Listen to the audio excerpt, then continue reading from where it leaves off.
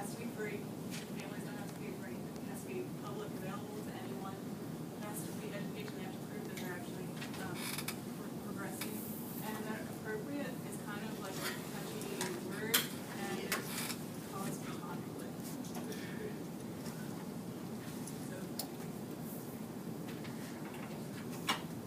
Okay, so the LRE is a least restricted environment. Basically what that means is the students are placed in the classrooms with normalized students, so students who function on a regular basis. These students are provided with an IEP. A person can, sometimes they sit in the classroom, sometimes they don't. This IEP is there to help them as needed. Students with disabilities in an LRE classroom sometimes receive extra help. They'll get extra time on tests or homework assignments. They'll have a slower paced instruction, peer tutoring, focus on Kate, and sometimes they're allowed to use computers when other students are not. This is mine. I'm just going to read it off because I'm not going to read it from here. So, continue with the LRE. Basically, the state makes sure to ensure that students with disabilities are educated in LRE as most appropriate for their individual needs. The IDA requires school districts to have a range of continuum of alternative placement options to meet their needs. On the previous slide, there's like a little triangle thing. You saw it started with general education and worked its way all the way to steps of like home schooling. That just depends on what disability the child has and how much appropriate need it actually needs. So in each school district, they have to ensure that a continuum of alternative placements is available to meet each need with disabilities for special education and related services. But if they don't, they have to make provisions of supplementary services such as resource room, or they have to provide conjunction with regular class placement. The purpose is to allow the child with a disability to receive the best possible education for them. Now, I have a question for y'all. Does anybody in here besides the teachers know what IEP stands for? Alright.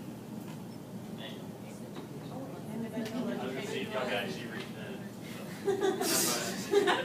Oh, it's program. Hi, Tina. How are you? I'm good, Peter. Just dropping my kids off at school. You? Same. I've come to dread taking my youngest child to school. He recently got an IEP, and I don't understand how it all works. It can be confusing. One of my kids has an IEP too. I might be able to answer a few of your questions. Really? That would be great. First of all, what does IEP stand for? IEP stands for Individualized Education Program. It is required under the Individuals with Disabilities Education Act for children with disabilities. What is it supposed to do? It is supposed to ensure that your child get a quality education by creating a plan that includes yearly goals, accommodations, modifications, and classroom and extracurricular activity supports. It is supposed to include all that? It seems like all we talked about at the IEP meeting was all the things my child could not do. In the meeting, they are actually supposed to talk about your child's strengths and interests. This will help the IEP team write the IEP in a way that will most help your child. Really? What should I do, since that didn't happen? Well, as So,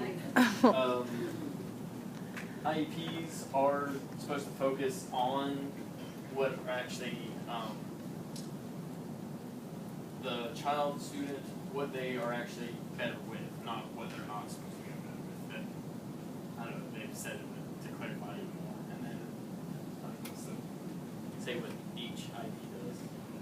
This is just a list of most of what the IEPs look for, like learning disabilities, ADHD, and so forth, so that they can test them to find out if they meet the criteria to be in the program.